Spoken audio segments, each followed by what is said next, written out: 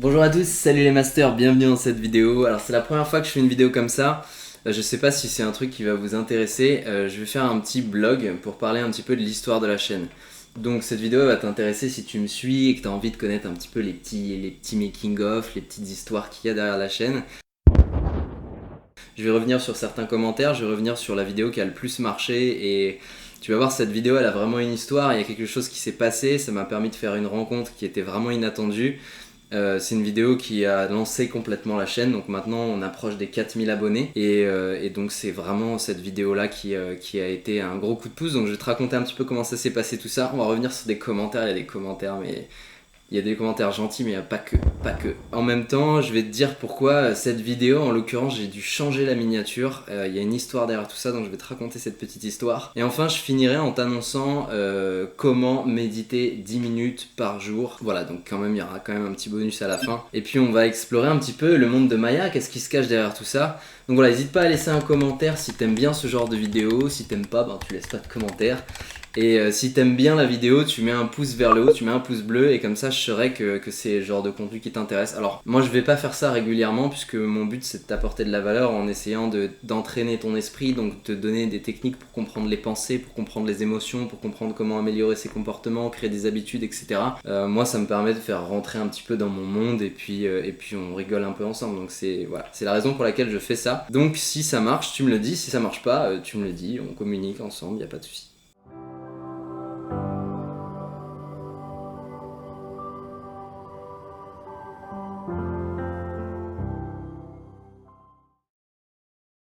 Alors c'est parti, quelle est donc cette fameuse vidéo qui a fait le buzz?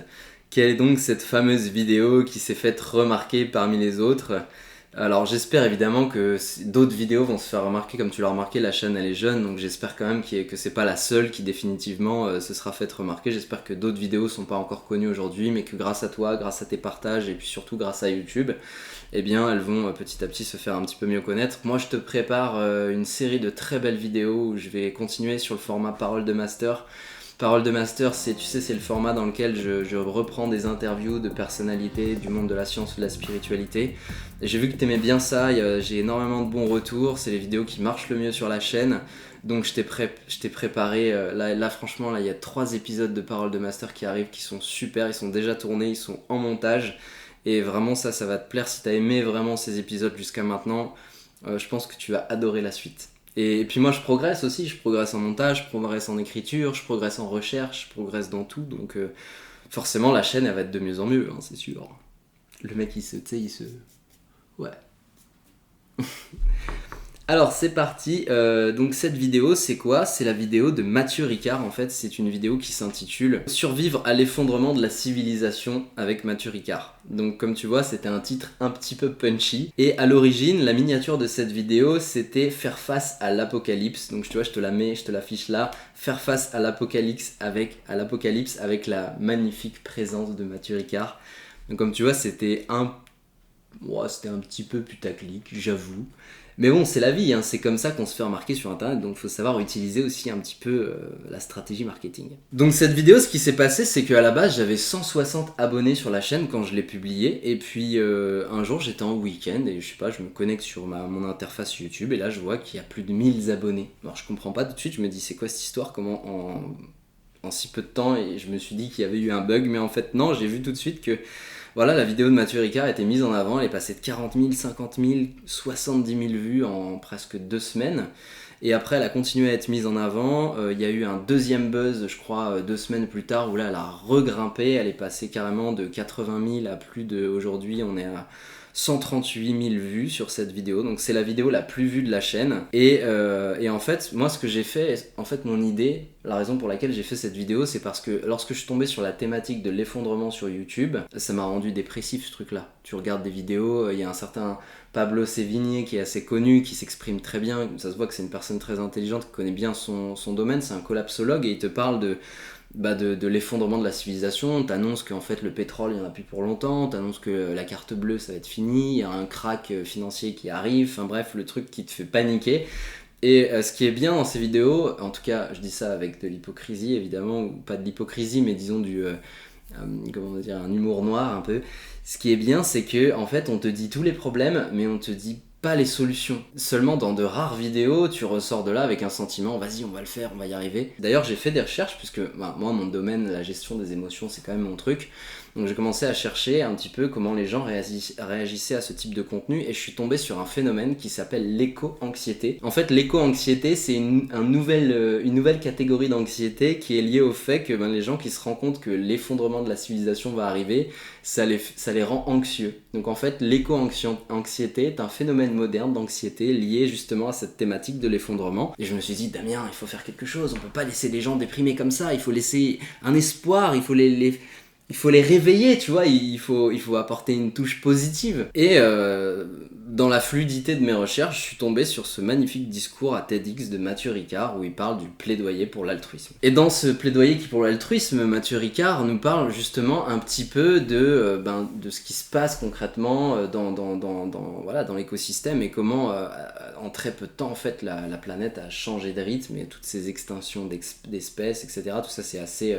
il dresse un tableau vraiment de ça. Effectivement, nous avons parfaitement les clés en main pour tout changer. En 1950, il s'est produit ce qu'on appelle la grande accélération. Nous sommes passés de l'Anthropocène, 12 000 années d'un climat très stable qui a permis l'agriculture, l'expansion des civilisations, à ce qu'on appelle l'Anthropocène, l'âge, avant c'était donc l'Holocène, pardon, l'Anthropocène, l'âge dans lequel l'homme a un impact majeur, le plus grand impact qui soit, sur notre planète.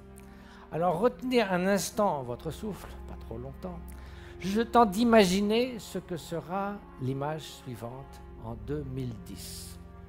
Et comme vous pouvez le constater, nous avons largement dépassé pour certains de ces paramètres les limites de sécurité.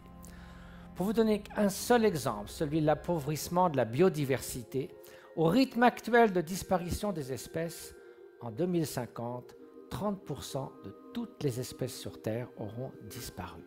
Donc si t'as pas vu la vidéo, je t'invite à la regarder. Je te la mets évidemment dans les notes, dans les fiches. Et l'histoire, c'est que je me suis dit, bon, ce discours, il date de 2015, on va essayer de le remasteriser un peu, on va mettre des images de films, moi je vais intervenir, je vais dire ce que j'en pense, et puis je vais essayer de faire une vidéo un peu punchy. Et l'objectif, c'est que les gens, après le visionnage de cette vidéo, qui sera évidemment référencée dans la thématique de l'effondrement de la civilisation, ils puissent sortir de ce visionnage en se disant, ouais, effectivement...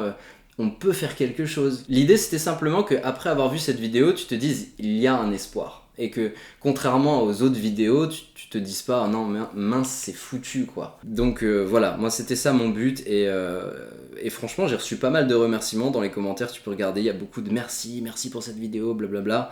Merci Damien, c'est top. Beaucoup de gens qui se sont abonnés. Cette vidéo m'a rapporté à peu près 2700 abonnés, ce qui est énorme. Donc je pense que si tu m'as découvert, tu m'as peut-être découvert par rapport à cette vidéo en fait. J'ai été contacté par des gens à la suite de cette vidéo et donc du coup ça m'a permis de faire une rencontre incroyable.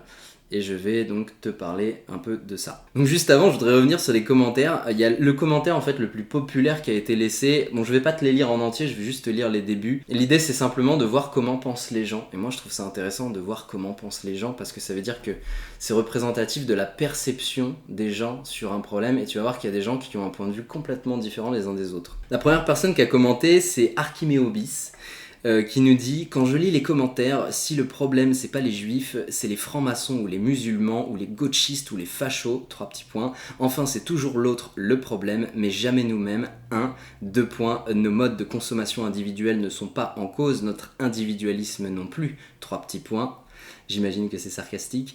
Nous, et je fais partie de ce nous, nous sommes pathétiques et méritons peut-être notre extinction finalement. » Waouh, quand je suis tombé là-dessus, j'ai fait non, mais ça c'est pas gentil de dire ça. C'est pas que c'est pas gentil, c'est juste que c'est un portrait qui est hyper noir, hyper sombre. Donc il y a eu 20 personnes qui ont répondu à ça, donc ça a lancé un petit débat et elle a 139 likes, ce commentaire a 139 likes, donc bon, ok. Moi, personnellement, je vais pas rebondir spécialement là-dessus, mis à part, je pense que, effectivement, d'ailleurs, c'est ce que j'ai répondu. Si tu regardes les commentaires, tu verras que moi j'ai répondu. J'ai quand même répondu que y a beaucoup de gens qui sont optimistes, qui ont une vision pacifique du truc, et qui ne se sont pas forcément exprimés. C'est toujours ça, un petit peu. Souvent, les gens qui s'expriment dans les commentaires, Soit c'est pour dire ah super j'adore, soit c'est pour poser une question, soit c'est pour dire qu'ils sont pas du tout d'accord. Et souvent les gens qui sont d'accord ou qui pensent que c'est bien, ils vont pas forcément avoir l'action de le dire. Par contre ceux qui sont pas d'accord, ils vont vraiment écrire ça c'est pas bien ça. Donc voilà, je pense que cette personne a surtout été touchée par le fait qu'il y ait beaucoup de commentaires négatifs sur ma vidéo. Et voilà, il faut pas oublier que s'il y a beaucoup de commentaires négatifs, c'est pas forcément ce que pense tout le monde. Il y a plein de gens qui pensent des choses positives qui le disent pas. Donc voilà, si tu as une chaîne YouTube ou si tu as déjà fait des projets, tu sais très bien que ceux qui critiquent, c'est pas forcément représentatif de l'ensemble des gens qui consultent ce que tu fais. Ensuite, il y a Seb2 qui a répondu si on croit à la réincarnation, qui n'est pas qu'une vision bouddhique, les générations futures ne sont pas uniquement les enfants ou petits-enfants qui viendront après nous, mais nous-mêmes, c'est-à-dire réincarnés dans notre vie, tu vois. Ainsi, nous construisons maintenant le monde que nous retrouverons à notre prochain retour sur Terre. En tout cas, du haut de mon un demi-siècle passé sur Terre, je n'ai jamais vu une telle prise de conscience de notre impact sur la planète. Ainsi, ce temps me semble être une opportunité. Je te laisse découvrir la suite. Un message plutôt optimiste, sympathique, qui a été aussi souligné par les gens.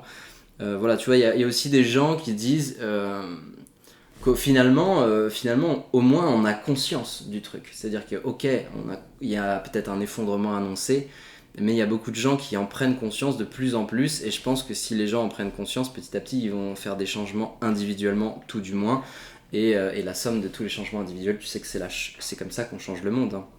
Soit un exemple, c'est ce que disait Gandhi.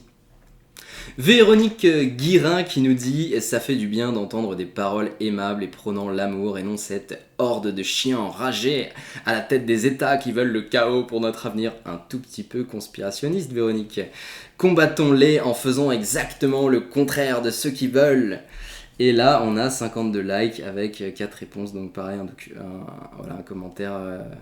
Commentaire de ouais, on y va quoi, on est combatif, on va se battre contre le gouvernement mondial, etc.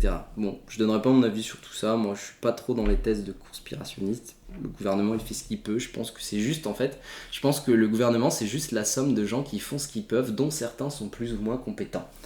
Et il faut pas forcément voir des conspirations partout, je pense qu'il y a juste...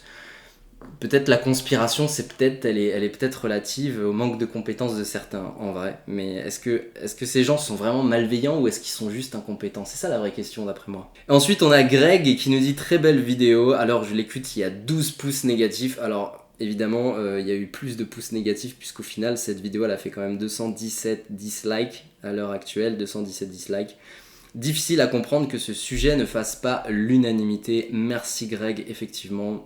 Mais c'est comme ça, chacun a un point de vue et tout le monde a raison de son point de vue. Ensuite, on a Celtic Bitwitos qui nous dit « Super vidéo, par contre difficile d'expliquer cela aux industriels francs-maçons qui n'en ont rien à foutre. » Ah là là, ils me font trop rire les gens, je te jure, vous êtes trop drôles. Vous me faites rigoler. Mais c'est quoi cette histoire d'industriels francs-maçons? C'est les industriels francs-maçons. Donc là, c'est pas le gouvernement, c'est les industriels francs-maçons. D'accord. Bon, tu vois, ça c'est ce que je dis, c'est toujours, il y a des gens qui ont des biais cognitifs, c'est-à-dire que c'est... Forcément, si la société elle est pas parfaite, c'est parce qu'il y a des francs-maçons ou des complotistes, tu vois. Ça peut pas être juste parce qu'on sait pas faire, quoi. C'est pas nous, c'est forcément les circonstances. Moi, je reviens un peu sur ce que disait Archiméobis au début de la vidéo. Nous sommes pathétiques et nous méritons tous de mourir, finalement. Si c'est pas nous, c'est les juifs, les musulmans, les francs-maçons, les fachos, là. Voilà, tout ça c'est des biais cognitifs qui font que en fait on a tendance à mettre les gens un peu dans des cases alors qu'en fait c'est juste que peut-être qu'on n'a pas les compétences pour réussir et que peut-être qu'on a besoin de tout le monde en fait. On a besoin que tout le monde soit solidaire et la même vision. Alors moi j'aime bien Nidorsen qui nous dit Salut les bisounours, ça commence bien. Salut les bisounours, vous aurez beau pratiquer et prôner l'altruisme que ça ne changera rien. Certes, l'altruisme et la collaboration est plus souhaitable que l'égoïsme et la compétition, mais ça signifie quoi? Point d'interrogation. La fin du capitalisme qui est basé sur l'égoïsme et la compétition, mais ce qu'aujourd'hui porte le capitalisme, c'est quoi? C'est le pétrole. Le pétrole et le pétrodollar portent les enjeux géopolitiques, la guerre économique, la guerre des armées, etc. Il nous laisse un petit lien, donc du coup, histoire de... Je pense qu'il a des sources, hein, ce monsieur. Méditer ne suffit pas de loin, point d'exclamation. Alors là, Je lis pas la fin du commentaire parce que c'est voilà, c'est une tirade, c'est une tirade éloquente de Niederson, il a fait une tirade. Donc je vais pas lire la tirade. Mais je vais revenir sur méditer ne suffit pas. Ah ouais, genre méditer ça suffit pas. Là, je ne suis pas d'accord. Je ne suis pas d'accord, je mets mon veto, on ne dit pas que méditer ça ne suffit pas. Méditer, c'est prendre conscience par l'observation de soi, de ses propres mécanismes intérieurs, observer ses pensées pour réussir à faire tomber le filtre qui nous fait ressentir des émotions non souhaitées et réussir enfin à prendre le contrôle de son esprit. Alors excuse-moi mon cher Niederson, mais méditer c'est vraiment indispensable. C'est pas la seule chose qu'il faut faire, on est d'accord. Mais c'est indispensable. C'est-à-dire qu'aujourd'hui, il n'y a plus le temps. Tout le monde doit faire de la méditation. Je pense que les générations de demain pour qui la méditation sera aussi évidente que se brosser les dents nous regarderont en se disant mais ils étaient sales ces gens. Donc voilà, donc je pense sincèrement que là maintenant, si t'as pas une routine de 10 minutes de méditation tous les jours, il faut se réveiller là, faut y aller là, faut entraîner son esprit, hein, faut pouvoir arrêter tout ça, d'accord? Donc méditer ça suffit pas. Ça, c'est genre de petits commentaires, ça me réveille. Bon, voilà un peu, je t'ai fait un petit tour un peu des commentaires. Si tu veux t'amuser, tu peux aller regarder, il y en a plein, il y a plein de gens qui disent des trucs plus ou moins intéressants. Il y a eu 2-3 insultes qui ont fusé, je crois que je les ai laissées. Il y a juste un type qui est venu et qui m'a balancé un pamphlet, mais d'une atrocité absurde. Voilà, blocage, terminage, destruction du compte, terminé quoi. Moi, tu me laisses pas des commentaires gratuits, méchants. Si t'as envie de m'insulter, y a pas de souci, sauf que faut que tu saches que ton commentaire il va disparaître parce que c'est moi qui décide, c'est ma chaîne et j'ai pas envie qu'il y ait des trucs. Donc ça a sauté. Par chance, il n'y a pas trop de haters, tu vois. Pour l'instant, la chaîne elle est nouvelle, il n'y a pas trop de gens qui sont là en mode méchant, tu vois. Donc je sais pas, peut-être que c'est ma vibration, j'en sais rien. Je suis pas quelqu'un de détestable, j'espère pas, mais bon, tu m'insultes pas quoi. Mis à part ça, il y a plein d'autres commentaires qui sont sympas, tu peux aller regarder, c'est chouette. Voilà un peu lo que puedo te decir à propos de tout ça. Donc au final, cette vidéo, elle a fait 138 000 vues avec 5600 likes et 217 dislikes et plus de 500 commentaires. Donc il y a de quoi passer quelques minutes à rigoler, c'est ce que j'ai fait, j'ai voulu le partager avec toi. Si tu as envie de continuer l'expérience, tu te rends sur le truc. Tu peux même laisser, même si t'as pas laissé de commentaire encore, tu regardes la vidéo, tu laisses un petit commentaire, peut-être soit pour répondre à quelqu'un. Attention, en toute paix, moi je souhaite pas qu'il y ait des débats violents, restez paisibles les uns les autres, aimez-vous les uns les autres. Nous on est des méditants, on est des gens sains d'esprit, donc on va pas aller créer des discordes. Mais voilà, si tu veux laisser ton petit, toi aussi ta petite signature, fais-toi plaisir, hein, franchement, c'est cool. Alors maintenant, je vais te raconter un peu l'histoire de cette vidéo parce que c'est bien les commentaires, c'est bien le succès, c'est bien le buzz, etc.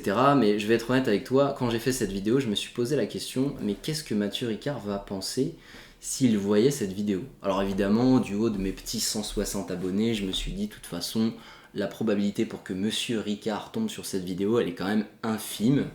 Donc, voilà. Mais par contre, quand il y a eu 50 000 abonnés, 50 000 vues, 70 000 vues, 100 000 vues, 140 000 vues, j'ai commencé à me dire, bon, peut-être qu'il est tombé dessus finalement. En fait, il s'est trouvé que la vidéo, elle est apparue dans la thématique de l'effondrement en numéro 3 pendant plusieurs semaines. C'est-à-dire que tu tapais effondrement de la civilisation, tu tombais sur ma vidéo avec Mathieu Ricard, avec cette magnifique image de Mathieu Ricard faire face à l'apocalypse. Donc, faire face à l'apocalypse avec la tête d'un moine à côté, forcément ça a fait réagir du monde, et notamment l'équipe de Mathieu Ricard en fait, qui m'a contacté. Donc j'ai reçu un jour, j'allais au Tai Chi, tu vois, et je vois dans mes notifications Facebook un message, je me dis tiens, bon, je recevais des tonnes de messages depuis que j'avais fait cette vidéo, donc je faisais plus trop attention aux notifs, donc je mets le truc de côté, mais non, en fait je regarde et je fais tiens.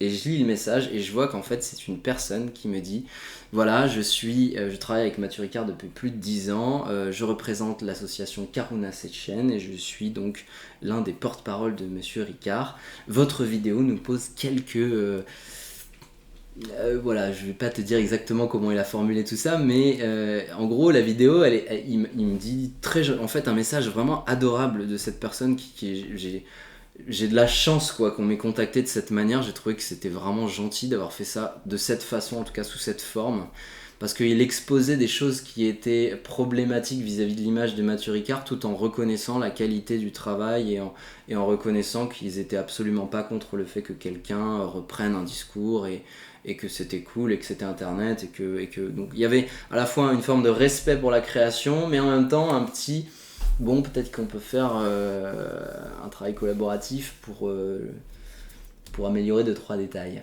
Voilà. Donc, je t'avoue que je n'ai pas trop su comment prendre la chose au début. Je me suis dit, oulala, j'espère que ça pose pas de problème, genre de l'ordre du politiquement correct, et que je vais pas... Parce que évidemment, comme Mathieu Ricard, c'est une source d'inspiration très forte pour moi, je veux surtout pas qu'il y ait un problème, ou que, tu vois...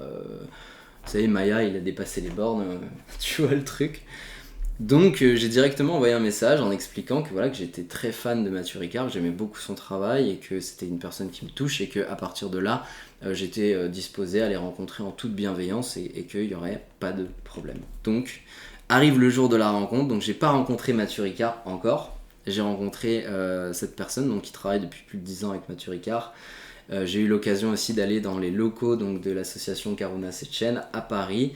J'ai même fait une séance de méditation pour tout te dire avec cette personne. Ça a été une rencontre vraiment formidable, quelqu'un que j'apprécie beaucoup, avec qui aujourd'hui j'entretiens une relation amicale vraiment sympathique et avec qui j'ai pu partager énormément d'idées et ça a été une rencontre vraiment très stimulante pour moi. Cette personne m'a simplement mis en garde contre le fait que ça peut être risqué de faire du putaclic avec le visage de personnes célèbres. Et qu'il faut faire attention à l'éthique qu'il y a derrière et que c'est vrai que ma miniature faire face à l'apocalypse, elle était peut-être un peu violente par rapport à l'image de Mathieu Ricard. Donc ça je l'ai reconnu tout de suite, c'est moi-même qui ai proposé de la changer et on est convenu d'un commun d'accord que voilà, si je changeais cette miniature c'était ok et il était très content de me rencontrer. C'était vraiment un moment en fait, je m'attendais à me faire taper un peu sur le doigt, pour être honnête je savais pas trop comment prendre le truc. Et en fait, ça a été vraiment un rendez-vous génial, quoi. Je veux dire, j'ai passé un moment génial et maintenant je suis fier et heureux d'être en relation avec ces gens. Donc voilà, c'était pour la petite anecdote.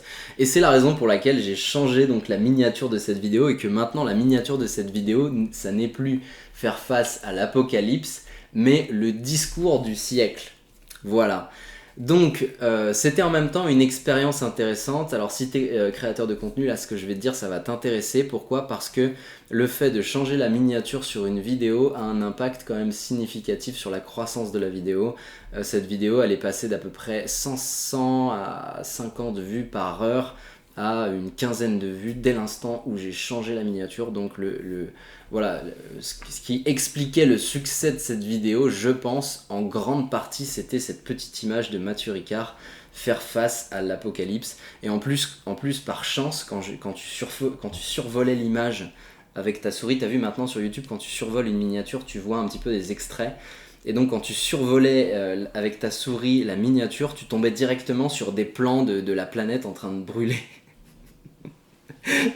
des extraits d'un film que j'avais choisi et qui était genre c'était vraiment un nuage d'apocalypse, donc c'était d'un point de vue clickbait le truc était ultra puissant et donc c'est pour ça que cette vidéo elle a fait un buzz. Voilà, aujourd'hui c'est plus la vidéo numéro 1 en termes de point d'entrée de la chaîne. La vidéo qui marche le mieux en ce moment, en tout cas qui a les meilleures courbes, c'est la vidéo qui s'appelle Maîtrise ton destin avec Philippe Guillemant. D'ailleurs si tu l'as pas vu, je parle de la loi de l'attraction mais d'un point de vue scientifique avec la théorie de monsieur Guillemant qui est super intéressante.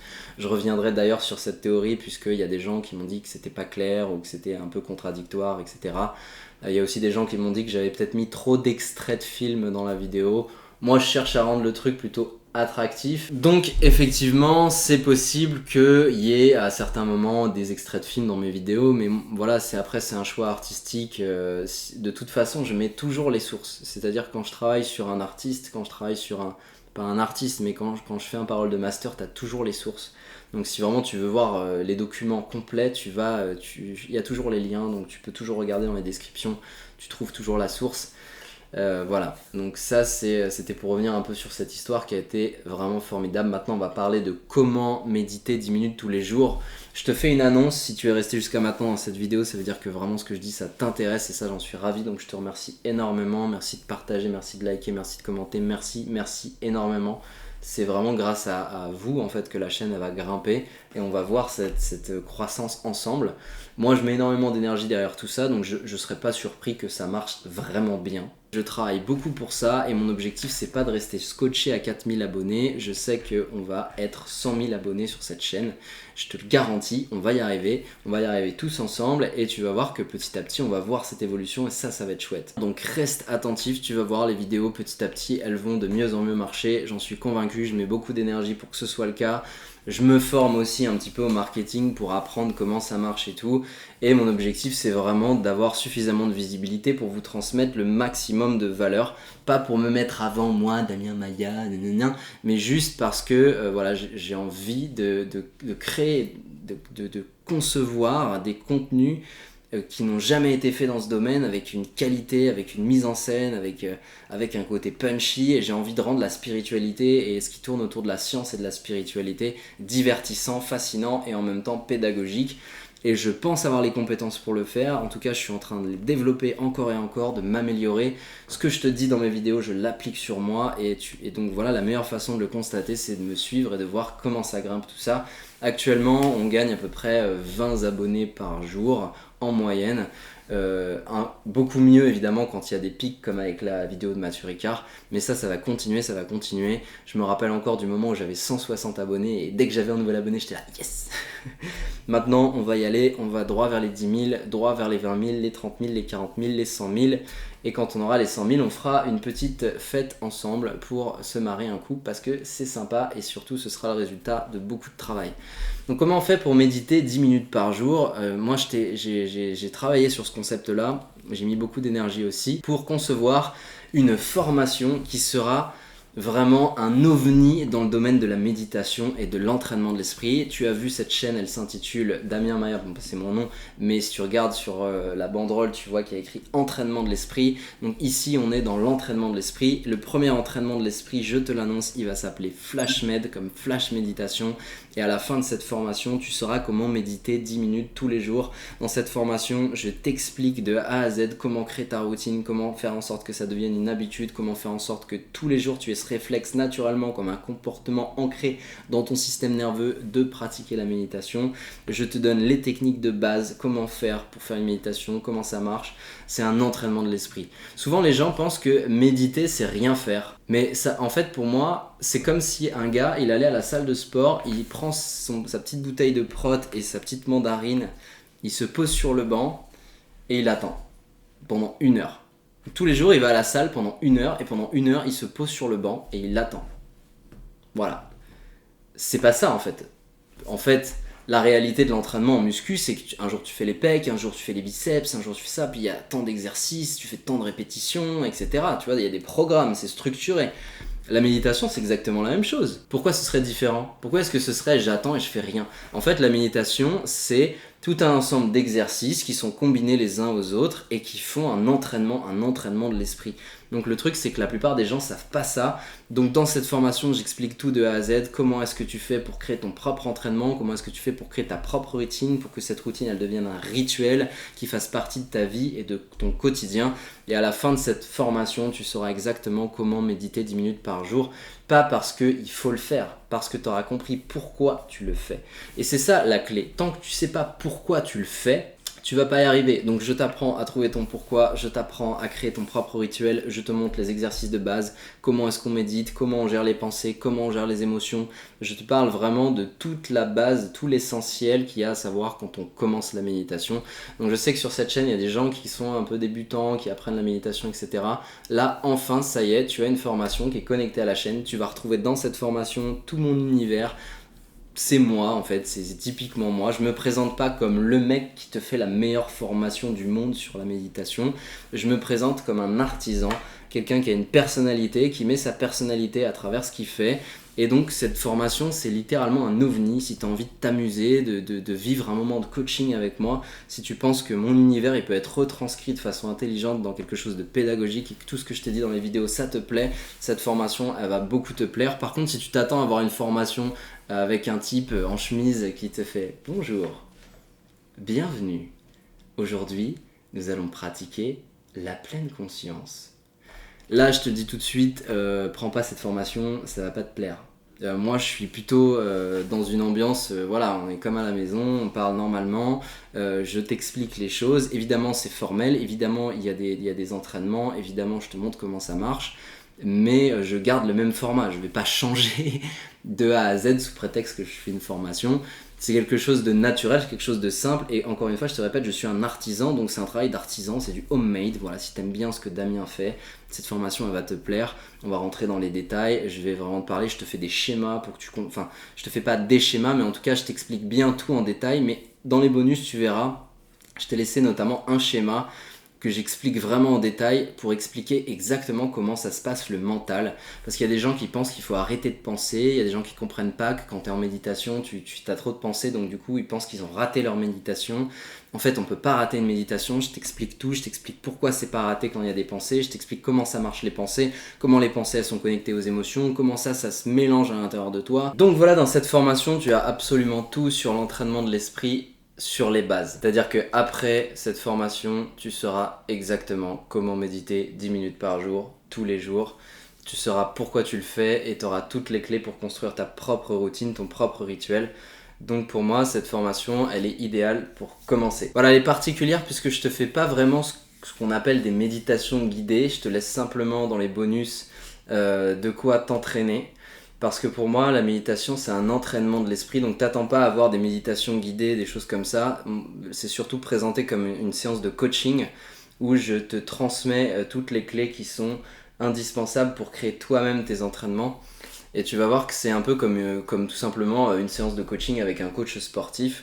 Il va te montrer les exercices, il va te faire réfléchir sur comment créer ton entraînement, etc.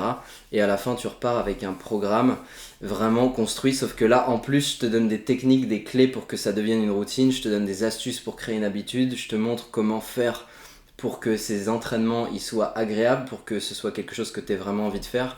Enfin voilà, c'est un accompagnement qui est, d'après moi, est vraiment sympa pour commencer la méditation. Donc si tu sais pas par où commencer et que ce que tu as vu à droite à gauche ça t'a pas accroché plus que ça, et si la formation n'est pas encore sortie au moment où tu regardes la vidéo, tu t'abonnes au mail, comme ça tu auras la date de sortie, tu auras une invitation pour le lancement de la formation.